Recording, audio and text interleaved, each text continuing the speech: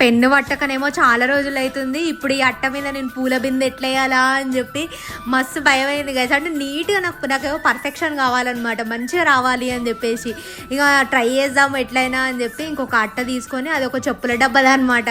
ఆ చెప్పుల డబ్బాది మంచిగానే ఉంది, అట్ట కొంచెం కొత్తగా ఉంది అని చెప్పేసి దాని మీద ఇట్లా బిందె ఒక డ్రా చేసిన, దానికి 2-3 పువ్వులు వేసిన, కొంచెం ఖాళీగా కనిపిస్తుంది అని చెప్పేసి పైన ఇట్లా మామిడాకులు లెక్క చిన్నగా డిజైన్ లెక్క కట్టినా అనమాట దానికి.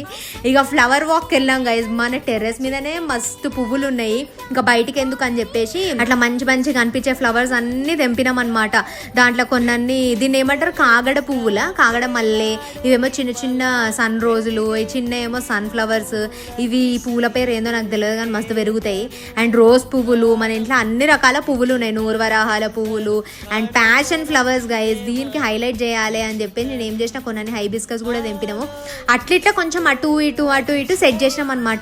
హోల్స్ కొంచెం పెద్దగా వేసుకుంటా, కొన్నేమో చిన్నగా వేసుకుంటా. ప్యాషన్ ఫ్లవర్స్ నాకు కొంచెం హైలైట్ అవ్వాలని ఉండే, సో అందుకనే 2 ప్యాషన్ ఫ్లవర్స్ పెట్టినాము. దానిపైనుంచి స్టార్స్ లెక్క నూరువరాహాల పువ్వులు రెడ్ కలర్వి పెట్టినాం అనమాట. మస్తు క్యూట్ ఉంది కదా చూడడానికి. నా బిందెనైతే మస్తు వచ్చింది. ఇది ముంగట చూస్తే ముద్దు, వెనకాల చూస్తే గబ్బు లెక్క ఉంది కదా చెప్పుల డబ్బా.